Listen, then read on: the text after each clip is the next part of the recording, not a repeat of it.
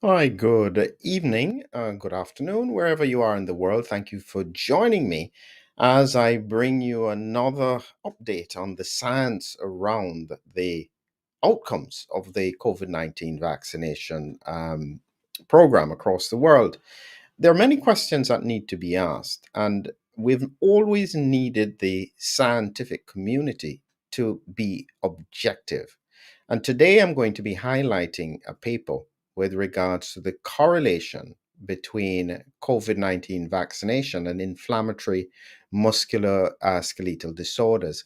And this was from Korea. It's a preprint, but there's some important points in that I think we need to reflect on.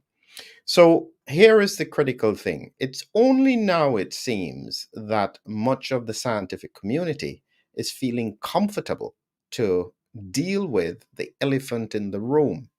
And the elephant in the room has become very political. And instead of becoming objective and looking at data, much of the scientific community has shied away from doing this kind of research. Actually, I wouldn't say that they haven't been doing it, they just haven't been publishing it. There's a very big difference. And so, what I'll be trying to do here is show you the preprint, but more critically, try and give you an idea as to what I think is going on based on my own research. And anybody who knows is that I'm just sharing my analysis, and I'm always coming from the paradigm of autoimmunity. That's what I think is relevant in terms of COVID 19 infection and the potential complications longer term in terms of vaccination. So I've always looked from that perspective. Not all the scientific community agrees with me. I accept that. But this is just my thought on the process. So let's get back to the issue at hand.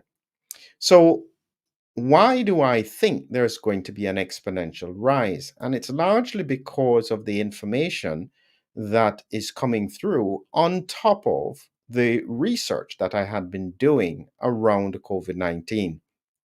As I've always said, I've described it as a viral mediated autoimmune disease, meaning that the virus is not doing the damage, it's triggering the immune system to do the damage by probably making it target normal proteins in the body. So this here is a preprint paper. And again, I highlight preprint means, as they can see here, is that the article is preprint and has not been peer reviewed. So it's still waiting for peer review. And they usually do it when they think the information that is in this article is very important. So they release it before the peer review has been done.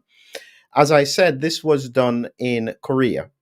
And they highlighted, of course, that there are earlier research demonstrated the COVID vaccines identified a range of adverse reactions related to pro inflammatory actions. And so they were looking at that, specifically looking at inflammatory musculoskeletal disorders and the COVID 19 vaccines. So, this is the kind of research that we actually really needed quite early in the pandemic. And it's a pity that there's been a fear from the scientific community. And again, I highlight that video I did yesterday about what happened in New Zealand. It seems that data is no longer considered to be a good thing. No longer can we look objectively at science because it has to fit, it seems, within a narrative. So, this is what they did. And this is why I'm showing you that the scientific community is worried. So, they looked at a nationwide, so this was the Korean National Health Insurance Service database, looking at 2.2 million individuals. Look when the data was collected: January 1st, 2021, 12 weeks after the second dose of the vaccine, and up to 12 weeks after September 30th, 2021. So, this is where I highlight to you that the research has been done. People just don't want to publish it because the outcomes at the time were inconvenient. They would get targeted for sharing what they were finding. And so many scientists probably did do a lot of research. And the one I'm looking out for is the autopsy data. I just can't believe that we have to wait so long for it, but I suspect it has already been done. People just don't want to publish it. That's a sad state of affairs when the data and the science get sidelined because of political and narrative and ideological views. Anyway, let's get back to the preprint paper. So they were looking at a primary outcome being the occurrence of inflammatory musculoskeletal disorders. And they selected a few things: plantar fasciitis, rotator cuff syndrome, that's usually the shoulder, adhesive capsulitis, again, shoulder, herniated intervertebral disc, spondylosis, back, bursitis, inflammation around joints, Achilles tendinitis, that's at the back of the heel, decurvin tenosynovitis as well. So all of these are just looking at inflammatory conditions that occurred with regards to vaccination.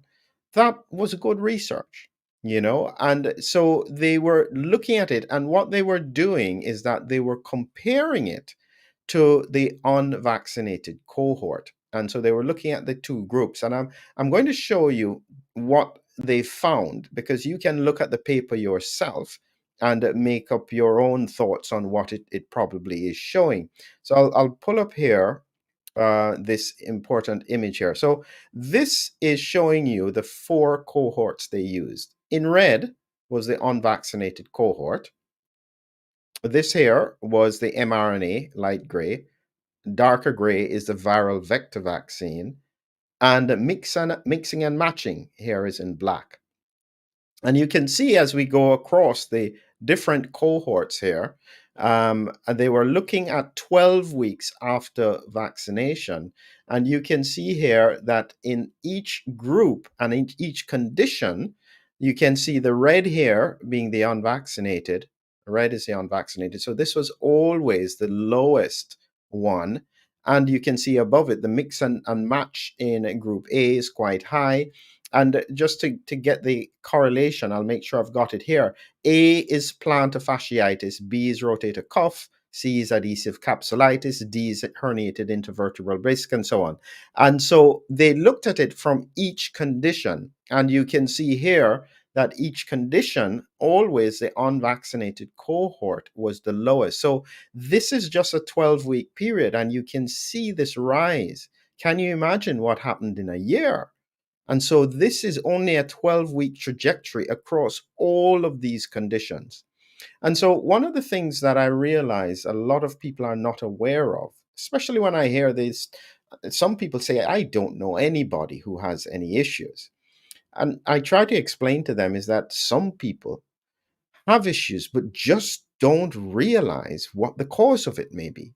It's not in their paradigm to consider that it could be caused by the elephant in the room. And that's a problem because they therefore don't correlate it, and therefore they don't make it clear that this is an important link. Now, here's another piece of this that I want to highlight just before I explain what I think is the mechanism. If you look at all of these groups, you will notice that the red line is rising after 12 weeks. And why would that be? So the baseline here is down here, but after 12 weeks in the unvaccinated, there is still a rise. How odd. I would have expected the unvaccinated cohort to remain flat. But here's the answer. And this is where we get into some nuances that really have to be clarified because it's causing confusion. Here we have the exclusion criteria. So you can see here, this is the database, a Korean database in 2021. The number to start is 4,348,000. They needed an inclusion criteria of them being greater than 20 years. So it went down to 4.2 million. Exclusion criteria, look carefully at this, had only one dose of vaccine. I repeat that, had only one dose of vaccine. So, in effect, when they look at this group who is unvaccinated, the 336,000, a proportion of them have had one vaccine. How in the world is that considered to be unvaccinated? It just makes no sense. So, in truth, it should have been separated into another group: unvaccinated, no vaccines, partially vaccinated, one vaccine, and vaccinated. That's how it should have been broken out. So, in reality, if you go back to the image where they saw the numbers, just look at it again, reflect on this. It means, therefore, that even the one dose is causing a rise in all of these conditions, because the unvaccinated cohort should not have moved. It should have been flat. Or even you could add maybe COVID infection could have probably caused something. But even if it rose, it would not be as significant if you had separated the cohorts in terms of those who were, what you could say, fully unvaccinated. In the same way you can be fully vaccinated, you can be fully unvaccinated, and then you have in the middle partial vaccination. So let's get to what I think is relevant about this. This is why I'm talking about it. I've been just doing a presentation with regards to long COVID, and this kind of pattern is fitting with what you would think would occur with regards to and around COVID inflammation, a long COVID type picture. So I recently did this presentation, and it's free. So if you want to look at McMillan Research Education to see it, it's broken up into about 8 modules. This is essentially what I was saying. I have here the fact that you have this NK cell, natural killer cell, and this red mark here represents viral particles, not necessarily active infection. And this is a macrophage. And these are releasing extra exosomes, extracellular vesicles. This is what these cells do all the time. And a proportion of it will probably have pieces of the viral RNA. This is damaging the T regulatory cells and leading them to be dysfunctional. Okay. Now, just to get a context as to why this is important, I've got here a situation where you have stable inflammation. And this is just an example of what can happen, say, with TB. And so in the middle here, you have the TB bacilli in here, because the macrophages can't get rid of them. They kind of form this granuloma around it to seal it off. And so you have these macrophages close in, trying to still eat them up. You have giant cells, you have eosinophils, you have dendritic cells, you have lymphocytes here. And these are the T regulatory cells in green floating around. In blue are the B lymphocytes producing antibodies. But this is a kind of thing that happens in inflammation. And so you have all these cells working together. And critically, what the regulatory cells do is that they keep the inflammation stable so that you have a balance in inflammation. Now, what then happens in the context of, I think, in long COVID, as I go back to this image here, suddenly these extracellular vesicles released by macrophages damage them, cause these T regulatory cells to be dysfunctional. You then have a situation looking like this. This is stable. Suddenly, these dysfunctional regulatory cells, now in black, can't control the inflammation, and this whole area becomes inflamed. And so this is what I put as a critical part of a long haul, long COVID type picture. And this is what I think happens with regards to vaccination. It can impact on that regulation of these cells. And so, if there was a predisposition before, and this is what you would probably find, is that most of these patients had already some degree of inflammation. It was settled, it was stable, but then what happens is that in the context of the dysregulation of the immune system after vaccination, they end up with rising inflammatory conditions.